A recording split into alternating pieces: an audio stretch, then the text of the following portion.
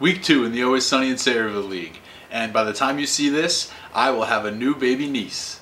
But on a totally different subject, this is the weekly update.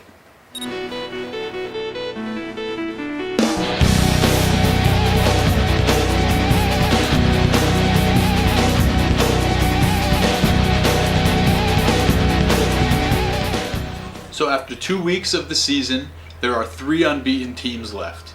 Open Slot, Team Blumpkin, and Le'Veon's Blounts. Now 2 of those teams didn't even make the playoffs last year. So when you couple that fact with Toddler Fight Club being 0-2 to start the season, it's shaping up to be an interesting one so far. Now I had the extreme pleasure of attending the Le'Veon's Blounts versus Rusty Strombone game. I had my camera with me, and I must say that there wasn't as much usable footage as I had hoped for. Going into the game, these teams were both undefeated, and they're notorious for doing a lot of jabber-jawing back and forth off the field. So I was really looking forward to an exciting contest. And instead, I got this. Yeah, me too. I think I'm gonna be this week's GOAT, bro. Why? Because he's just fucking negative. And that's how he turns his shit to positive. John. I'm gonna fucking lose. John, relax. So Anthony, how you doing, bro? You have like 50 points? Shut up, John. Bro, you need to score more points, bro. John, what is wrong with him? Watch this. RG3. RG3. Let's go. Woo! Stop playing. Oh. He did stop. He literally stopped. Kirk Cousins. Kirk Cousins. Oh, what's going on with RG3? He's soft. He's made of porcelain. John said stop playing. Indeed he did. Anthony agreed with that.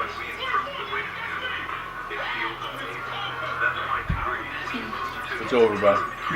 Wait, did you win or lose on opening day? You won on opening day. Yeah. That's right, yeah. So you still have... Yeah, we're one of the good. We're one of the good matchups. So we I got all, a question. We for you. all won on opening day. I got a question for you. Go ahead. I know definitely Albert is embarrassed to lose by the end of the first week. It's like, what can you do? It's a game. I think Albert knows it is a long season, and one win or loss doesn't really matter that much.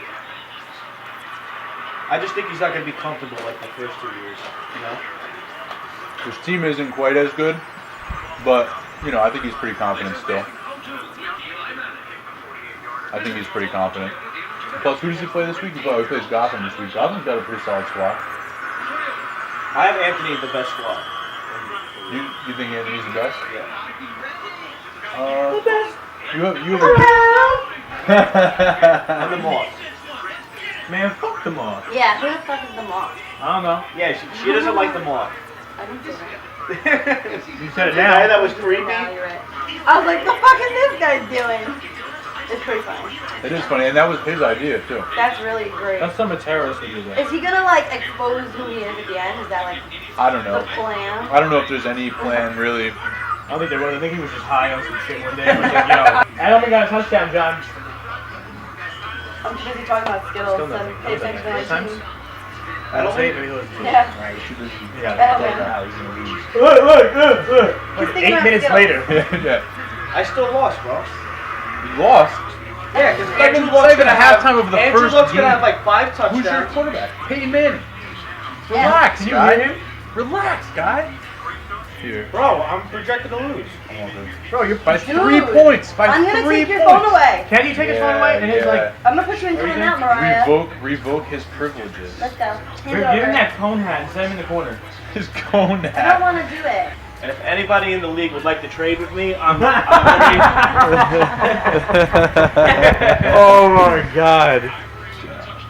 If anybody would like, who you want to anybody would like to trade, because your team is doing really bad, I will listen to your.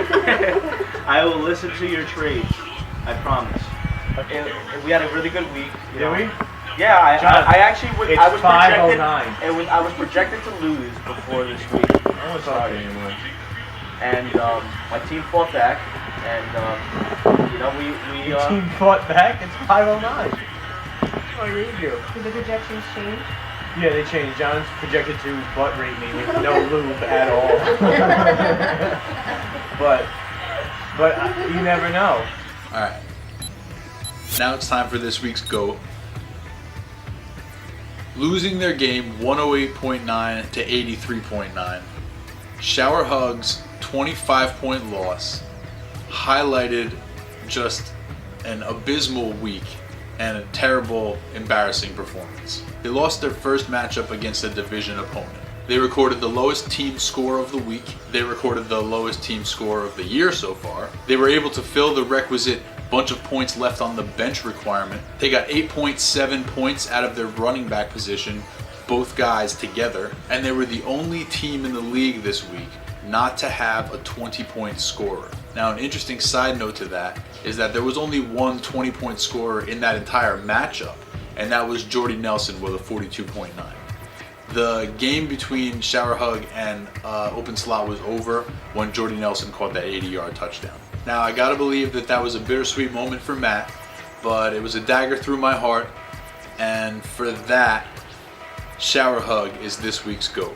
1-1 Shower Hug faces 0-2 Golden Showers in week 3. Alright, so now it's time for this week's hero. The Gotham Rogues beat the hell out of Toddler Fight Club this week, 174.1 to 134.8.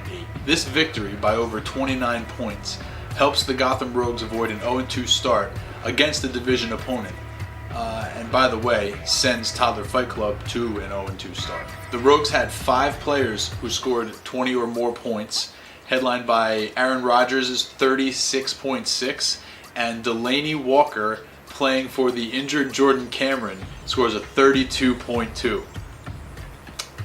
The 174.1 points is the highest score by any team in the league this year by over 30 points. In week 3, the 1-1 Gotham Rogues will try to ride a hot hand against the undefeated Le'Veon's Blounts. Alright guys, key matchups.